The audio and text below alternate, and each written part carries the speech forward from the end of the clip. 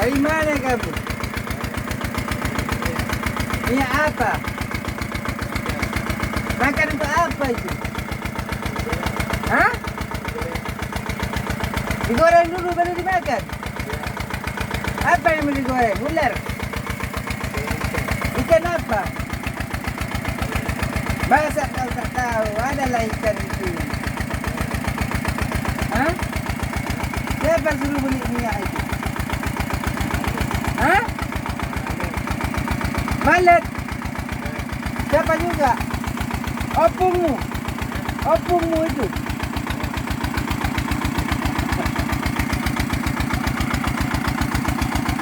Cepat lagi buat pulang minyak. Nanti kau tak bisa kau sarapan. Ikan apa? Ikan teri? Hah? Ikan peyek? Buat peyek itu.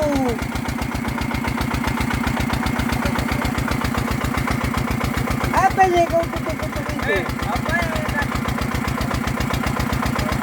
Hah? Enggak. Kau dah pulang aja. Kau bilang dulu Assalamualaikum sama dia. Hai Rasbah, kau bilang.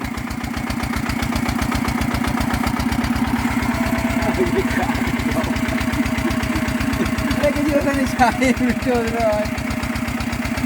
Apa yang tanya saya apa?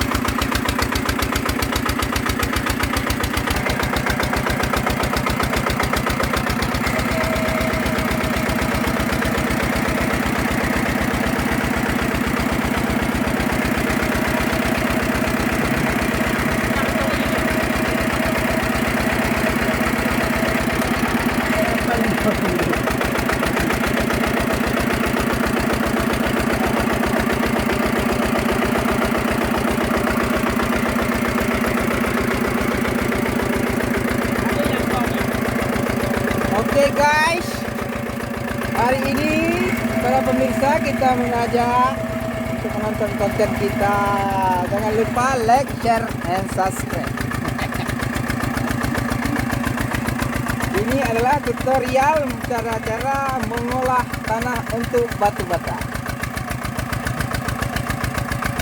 Inilah pilot kita yang di samping itu yang pakai baju hitam singlet itu adalah co-pilot.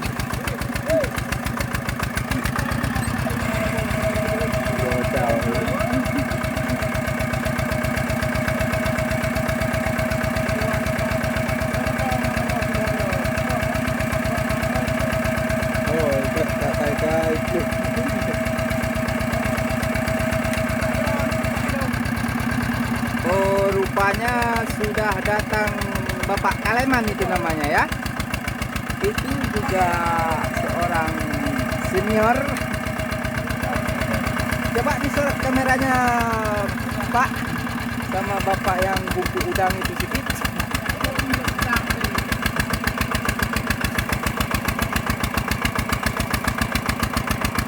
Itu adalah juga mantan pilot mesin baja.